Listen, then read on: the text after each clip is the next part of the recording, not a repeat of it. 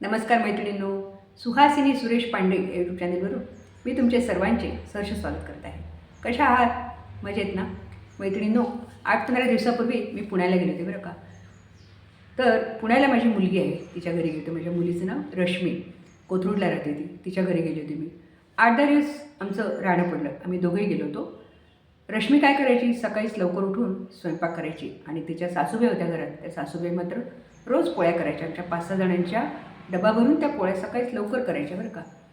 तर मी पोळ्या करताना त्याचं निरीक्षण केलं. इतक्या सुंदर पोळ्या करायच्या त्या. मोठा पोळपाट, तेवढा पोळपाट भरून ती पोळी तव्यावर टाकली की आणि टंब फुगायची. प्रत्येक पोळी टंब फुगलेली. मौसूद पोळ्या सुंदर करायच्या त्या. तर मला काही राहवलं नाही. मी म्हटलं, मम्मी किती छान पोळ्या करता तुम्ही. त्या म्हणाल्या, अहो आई, कशाचंही तुम्ही कौतुक करता, पोळ्याचं कसलं आलं आहे कौतुक, रोजच्यासारख्याच मी केल्यात पोळ्या. नाही हो मम्मी, मी म्हटलं खरंच प्रत्येक पोळी बघा, मी बघते तुमची टंब फुगलेली, अगदी कंटाळा न करता एकसारखी तुम्ही छान लाटता आणि छान पोळी झाली आहे तुमची. खरंच खूप छान पोळ्या केल्या तुम्ही. मी अगदी मनातून त्यांचं कौतुक केलं बरं का. त्या म्हणाल्या, तुम्ही खरंच, तुम्हाला की नाही सवय आहे कौतुक करण्याची. नाही हो, मी खरंच मनातून कौतुक करते तुमचं आणि मला खूपच आवडल्या. इतक्यात तिथे राहुल होता.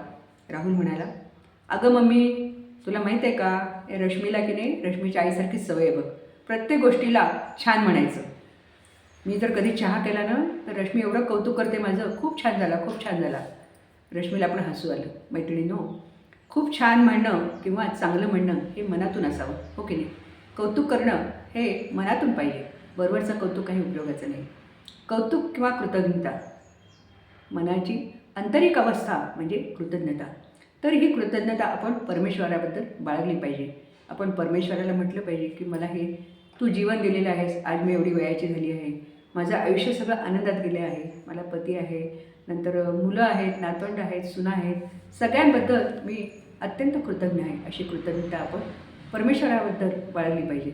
या कृतज्ञतेचं अतिशय महत्त्व मला केव्हा कळलं मैत्रिणींनो, जेव्हा लॉकडाऊनच्या काळामध्ये जिकडे तिकडे हाहाकार उडाला होता, लाखोनी माणसं मरत होती, तेव्हा मला जाणीव झाली की आमच्या घरापर्यंत तो करोना आला नाही. आला तरी थोडक्यात निघून गेला आणि आम्ही सगळे व्यवस्थित राहिलो. कुणालाही त्या करोनाची झळ पोचली नाही. आमच्या नात्यातील सगळेजण सुरक्षित राहिले. खरोखर देवाचे मी अत्यंत आभार मानले. मैत्रिणींनो, आपल्या आयुष्यात सुख आणि दुःख लागोपाठच येत असतं.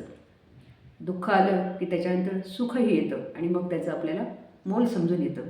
मैत्रिणींनो, खरंच आपण नेहमी आनंदाने जगलं पाहिजे. त्या दुःखाचा बाऊ केला नाही पाहिजे किंवा सुखाबद्दल अभिमानी नाही बाळगला पाहिजे. आपण नेहमी आनंदाने जगलं पाहिजे.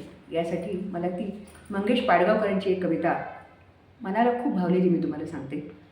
पेला अर्धा सरला आहे असं म्हणायचं की पेला अर्धा भरला आहे असं म्हणायचं. सरला आहे म्हणायचं की भरला आहे म्हणायचं हे ज्याचं त्याने ठरवायचं बरं का. सरला आहे म्हणायचं की भरला आहे म्हणायचं हे ज्याचं त्याने ठरवायचं. सांगा कसं जगायचं, सांगा कसं जगायचं, कणत कणत की गाणं गात. मैत्रिणींनो, खरोखर किती अर्थपूर्ण कविता आहे ही. पेला आपण अर्धा पाण्याने भरलेला पेला आहे, तर अर्धं आहे ना पाणी, संपलेलं नाही आहे ना. या अर्ध्या पाण्यातसुद्धा आपण आनंद मानला पाहिजे. मैत्रिणींनो, प्रत्येक गोष्टीला कौतुकाने बघितलं आणि सकारात्मकतेने बघितलं तर आपण त्यातला आनंद घेऊ शकतो. आपण सकाळी उठल्याबरोबर या धरणी मातेला नमस्कार केला पाहिजे. तिच्याविषयी कृतज्ञता बाळगली पाहिजे की धरणी माते, मी तुझ्या जमिनीवर पाय देते, तू मला क्षमा कर, मी अत्यंत कृतज्ञ आहे. नंतर देवाचे आभार मानले पाहिजे. देवा, मला तू एवढं आयुष्य दिलंस, खरोखर मी अत्यंत कृतज्ञ आहे. आणि मला सुना, मुलं, नातवंड सगळं दिलेलं आहे. माझं आयुष्य भरभरून आनंदाने जात आहे, खरोखर मी अत्यंत कृतज्ञ आहे. मैत्रिणींनो, या कृतज्ञतेचे आपल्या जीवनात अतिशय महत्त्व आहे.